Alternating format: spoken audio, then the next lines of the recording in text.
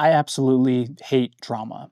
And it was only a matter of time before it came to the camera space, and it makes me sad. I'm one that usually stays out of drama, but because of how much drama this camera, the LUMIX S9, has garnered, I feel like I have to give my thoughts on this whole Japan trip situation because I feel like I've become one of the bigger voices in the LUMIX community, and well, someone in the community has to say something, so why not me? And it's also kind of important to me to just give my perspective on the whole thing. Although, just to preface, like a lot of the other creators who have talked about this, I love all the creators I've met in the community. I don't speak for them, and there are things I agree and disagree with when it comes to their points of views. I just hope we can all still be friends when this blows over. So first off, I'm going to prove a point when it comes to the LUMIX S9 and who it's for by bringing in someone you've never seen on my channel. My wife, who does not understand anything when it comes to cameras. So first I want you to tell me what you've said about wanting to shoot photos and videos with these current cameras I have, and what's kind of your just brief opinion. Don't like them. They're bulky, they're heavy, too many buttons, too complicated, and I don't feel like I have a really good grip on them. So now tell me what you thought of this camera when you first saw it.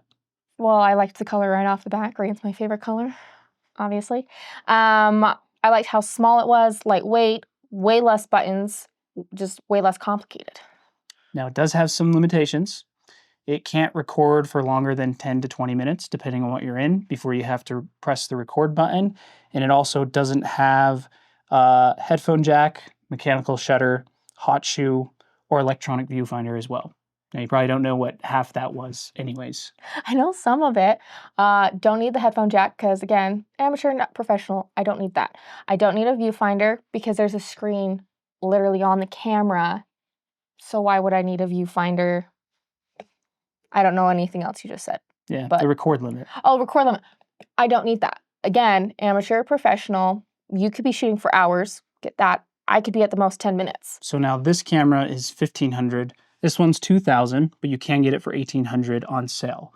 So this one does not have the limitations that this one has, or the features that this one's missing, basically. So which one do you think you'd choose? Choose that one. Even though it's missing all those features. I don't need those features. There you go. Again, amateur, professional. That's all I needed. Thanks. You're welcome. Now, sure, there could be a better camera for her to use out there, but I'm just trying to illustrate the point that LUMIX has not had a full-frame entry option.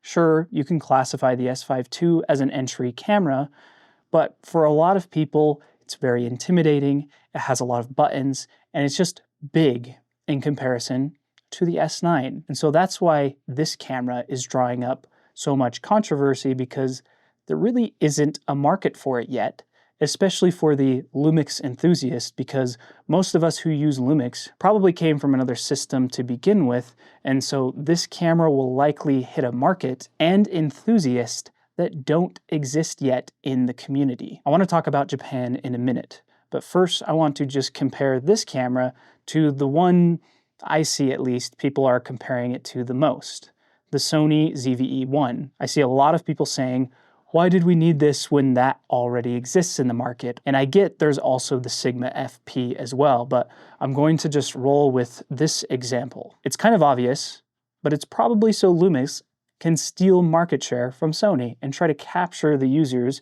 who may have bought the Sony ZV-E1. But what blows my mind is that they are completely different cameras that offer completely different features.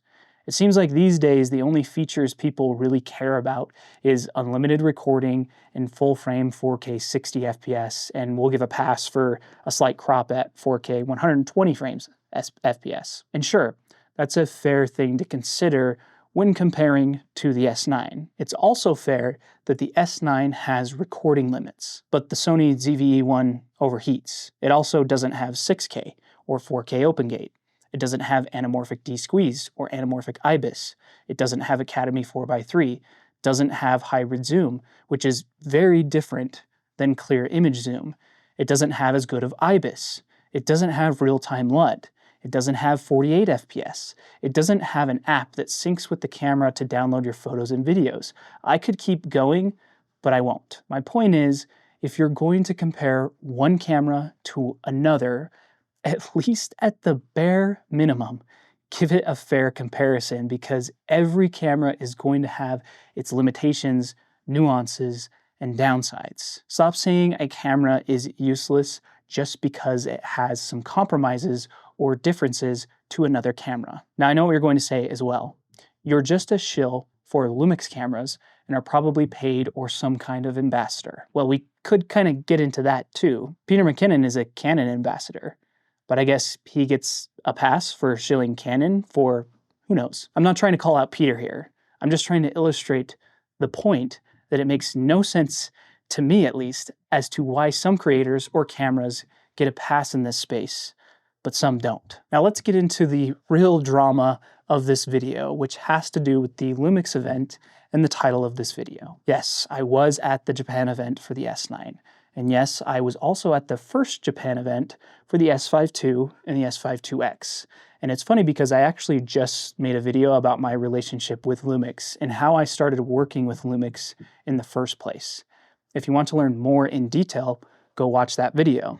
But the basic summary is, I'm not a LUMIX ambassador. Yes, I currently have a plethora of cameras and gear from LUMIX that are on long-term loan. I get to be in exclusive meetings about LUMIX products, and I've signed NDAs about LUMIX products. But it's also true that I am kind of a shill for LUMIX. Not because I'm paid, or have ever been, or received this gear on long-term loan, but because I am just genuinely passionate about these cameras and the brand, and I've been shilling LUMIX since before they started sending me cameras, lenses, and inviting me to events where they pay my flight, hotel, and some food. And if you've met me in person, especially other creators, I'm always poking fun at them if they're using another brand. Tastefully, of course. And I think my passion for LUMIX also will shine through as well. Now, as far as my embargo video of the LUMIX S9, I actually wasn't going to make one because I was going to be working in Japan still after the embargo. And the real video that I want to make about the S9 is a much more inspirational video about how powerful this little camera is. I mean, my S1H has basically been condensed into this camera. Obviously, they're not the same. There's some differences, right?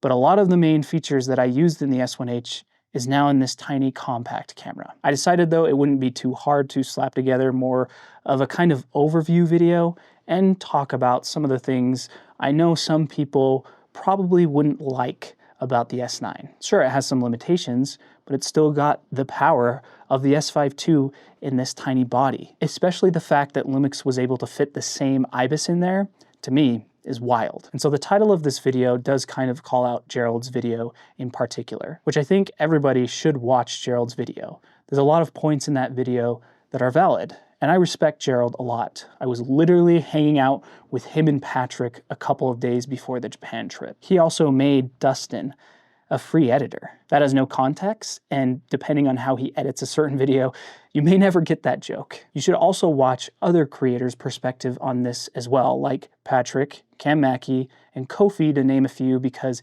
it's just good to get alternate perspectives. But Gerald mentioned something about how it seems like, especially with this LUMIX event, that these camera brands are starting to put us in boxes of who will promote their cameras and hype them up the most, which there's something I do agree with. That is, I think it's unfair for a brand to decide that a creator will not like a product and make that the reason they don't send them one to review, especially because every product deserves fair criticism. Then again, we don't know the whole story, just one perspective of the situation, and that's Gerald's. But anyways, this is why YouTubers are so valuable, is we are kind of the layer between the consumers and the brands. But I also don't think it's unfair for brands to choose who they invite to these events to hype a camera, not just after embargo, but in the long run, because using myself as an example, that is what my brand and channel is, a hype channel for LUMIX.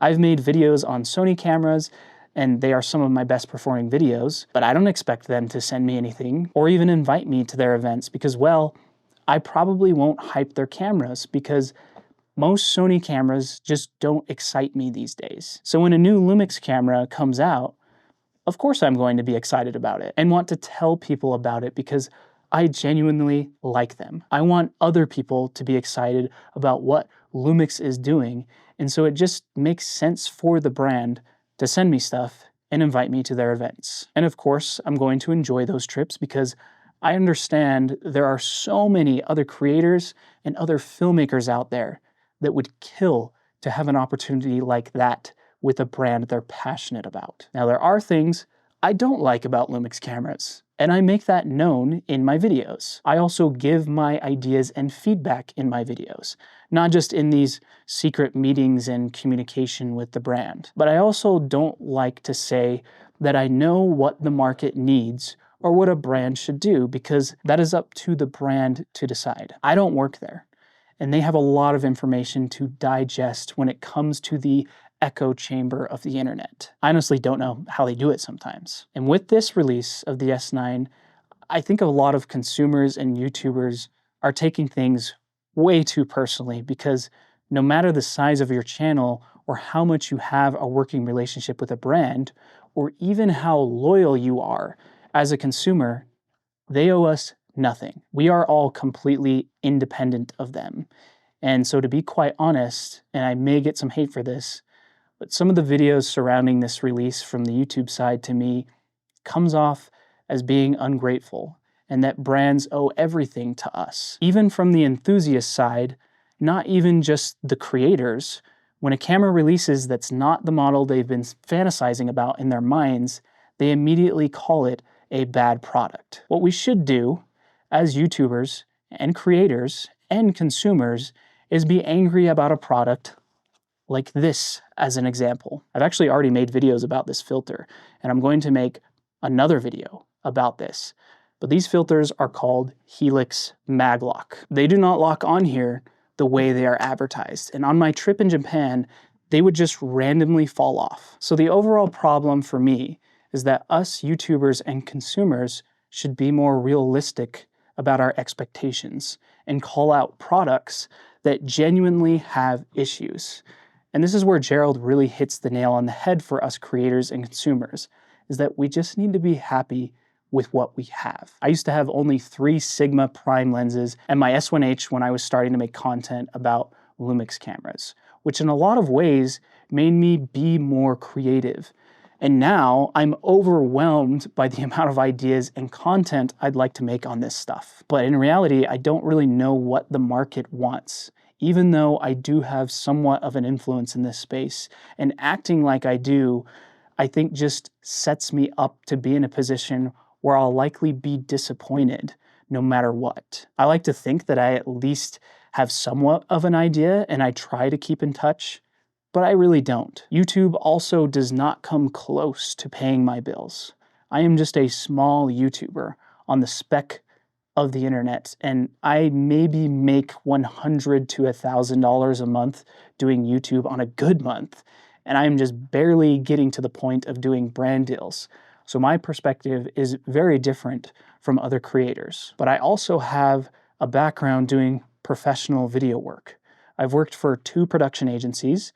I've been full-time freelance. I'm even working for a YouTuber full-time right now and have for the past year. And I've also worked in global marketing for a Fortune 500 company. At least they were. I mentioned that last one because I see a lot of similarities to the politics that goes on within big corporate companies and the drama surrounding not just this launch, but the way brands handle their relationships with creators or even employees. And so there's 2 things I want to leave with you. The first is that in this field, whether you are a YouTuber or you work for a video production agency or a corporate company, is that we are all disposable. No matter where you work or what you do, there's always going to be someone that can do your job better. There will always be other YouTubers that have more drive and passion to be more successful. And there will always be someone who will do the same service you do for cheaper. Don't be surprised if you're disposed of. I agree. The system is flawed, but it's flawed no matter where you go. And I'd much rather choose this flawed system over the others I've been in. The second thing is about my channel. I've already said it. I'm a LUMIX shiller, and I probably will be until another tool comes along that convinces me it's better for what I do. That's actually how I went from a Sony fanboy to a LUMIX fanboy, because LUMIX became the better tool for me. But I'm also a LUMIX shiller because I am genuinely passionate about the brand. And if you don't like me going to events, receiving gear to use, doing brand deals from other brands, maybe even LUMIX in the future, and poking fun at other brands, that's okay. I'm probably not the YouTuber for you. I try to be honest and realistic in all of my videos, paid or not. But I'm not perfect. I'm only human trying to navigate a space I like to think I understand and make a name for myself and brand. And if LUMIX blacklists me, or any other brand for that matter, oh well. At the end of the day, I'm just here to share my passions, provide value to the filmmaker communities, and make cool videos. And maybe one day I can make a living doing that. I hope all my creator friends can respect that. We are all here trying to achieve the same goal, and I respect every single one of you and love this space we've created together. And I just really hope we don't start to become divided just because of how different our content is from another. Thanks for watching, and happy filming.